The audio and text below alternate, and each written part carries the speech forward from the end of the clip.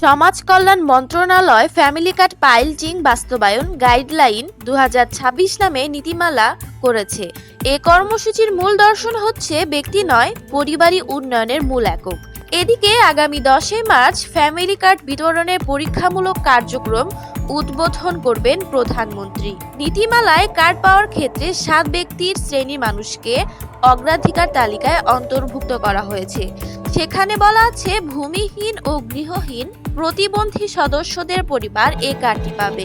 এছাড়া অনগ্রসর জনগোষ্ঠী, হিজড়া, বেদে ও ক্ষুদ্র নিগোষ্ঠী পরিবার এবং 0.5 একর বা এর কম জমির মালিকও পাবেন এ কার্ড। নীতিমালায় কার্ডের সুনির্দিষ্ট লক্ষ্যমাত্রা ঠিক করা হয়েছে।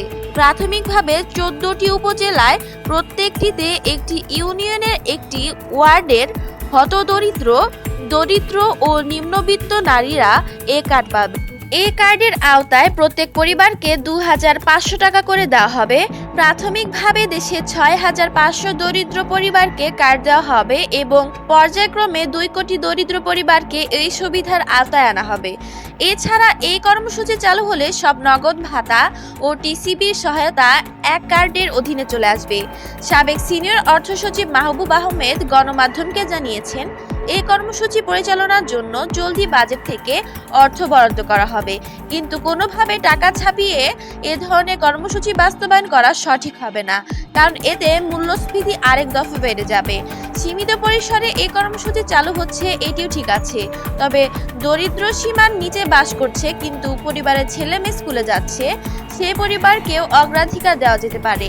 এদিকে নীতিমালায় উল্লেখ করা হয়, দেশে 95টিরও বেশি সামাজিক নিরাপত্তা কর্মসূচি চলছে, কিন্তু এর মধ্যে সমন্বয়হীনতা, একই ব্যক্তির একাধিক সুবিধা গ্রহণ এবং প্রায় 22 থেকে 25% প্রকৃত দরিদ্ররা বাদ পড়ছেন। এই কর্মসূচির দীর্ঘমেয়াদী রূপকল্প হলো 2030 সালের মধ্যে ফ্যামিলি কার্ডকে প্রতিটি নাগরিকের জন্য একটি সর্বজনীন সোশ্যাল আইডি কার্ডে রূপান্তর করা। গ্রামীণ এলাকায় বসতভিটা সহ আবাদি জমির পরিমাণ 0.50 একর বা তার কম হওয়া এবং পরিবারের মাসিক আয় ও সম্পদের ভিত্তিতে এই যোগ্যতা নির্ধারিত হবে। নারী ক্ষমতায়ন নিশ্চিত করতে এই ভাতাটি সরাসরি পরিবারের মা বা নারী প্রধান সদস্যের নামে ইস্যু করা হবে।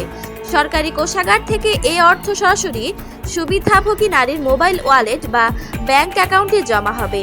এর পাশাপাশি বিদ্যমান টিসিবি কার্ডকে ফ্যামিলি কার্ডের ডাইনামিক সোশ্যাল রেজিস্ট্রি হিসাবে স্থানান্তরিত করা হবে।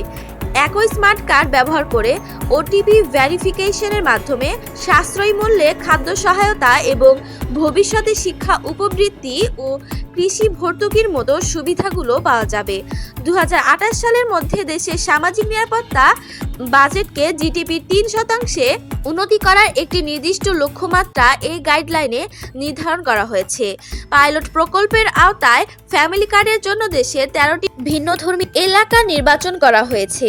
এর মধ্যে রয়েছে ঢাকার বনানী করাইল বস্তি, শহরে বস্তি, চট্টগ্রামের পটিয়া শিল্প এলাকা, বান্দরবানের লামা পার্বত্য এলাকা, সুনামগঞ্জের দিরাই হাওর এলাকা এবং ঠাকুরগাঁও সদরের সীমান্তবর্তী এলাকার মতো বৈচিত্র্যময় অঞ্চল অন্তর্ভুক্ত রয়েছে। এলাকা নির্বাচনের ক্ষেত্রে দারিদ্র্যের ঘনত্ব, ভৌগোলিক চ্যালেঞ্জ এবং অনগ্রসরতাকে প্রাধান্য দেওয়া হয়েছে। এই পাইলটিং প্রকল্পের জন্য মোট 2,11 লাখ টাকা বরাদ্দ করা হয়েছে, যার 77% অর্থ সরাসরি দরিদ্র পরিবারগুলোর হাতে পৌঁছাবে। প্রকৃত এবং উপযুক্ত সুবিধাভোগীকে শনাক্ত এবং এনআইডি কার্ডের মাধ্যমে উপযুক্ত ব্যক্তিকে তালিকাভুক্ত করা হবে। তবে পরিবারের কেউ সরকারের পেনশনভোগী থাকলে সে পরিবার ফ্যামিলি কার্ড পাবে না। তেমনি বাড়িতে এসি ব্যবহারকারী বা গাড়িসহ বিলাসবহুল সম্পদের মালিকও এই সুবিধা পাচ্ছেন না। নিম্ন, মধ্যম ও উচ্চ আয়ের মধ্যে 6 শ্রেণীর মানুষকে সুবিধার বাইরে রেখে সরকারের ফ্যামিলি কার্ড নীতিমালা চূড়ান্ত করা হয়েছে। আরও যারা কার্ডের সুবিধা পাচ্ছেন না তারা হলেন পরিবারে কোনো সদস্য সরকারি চাকরিজীবী থাকলে এবং বাণিজ্যিক লাইসেন্সের মালিক বা বড় ব্যবসা থাকলেও এ কার্ড পাওয়ার অযোগ্য হবেন। প্রসঙ্গত, বিএনপি সরকারের নির্বাচনী ইস্তেহারে ঘোষণা ছিল দরিদ্র পরিবারকে ফ্যামিলি কার্ড দেওয়া হবে।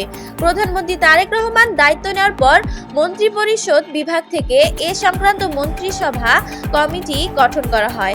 ওই কমিটির কার্যপরিধির মধ্যে কার্ড বিতরণের নীতিমালা প্রণয়নের দায়িত্ব দেওয়া হয়। ফলে দেশে বিদ্যমান বিভিন্ন সামাজিক নিরাপত্তা কর্মসূচির আলোকে সমাজ কল্যাণ মন্ত্রণালয় এই নীতিমালাটি তৈরি করেছে। সমাজ কল্যাণ মন্ত্রী আবু জাফর মোহাম্মদ জাহিদ হোসেন সাংবাদিকদের জানান, আগামী 10 মার্চ ফ্যামিলি কার্ড বিতরণের পরীক্ষামূলক কার্যক্রম প্রধানমন্ত্রী উদ্বোধন করবেন।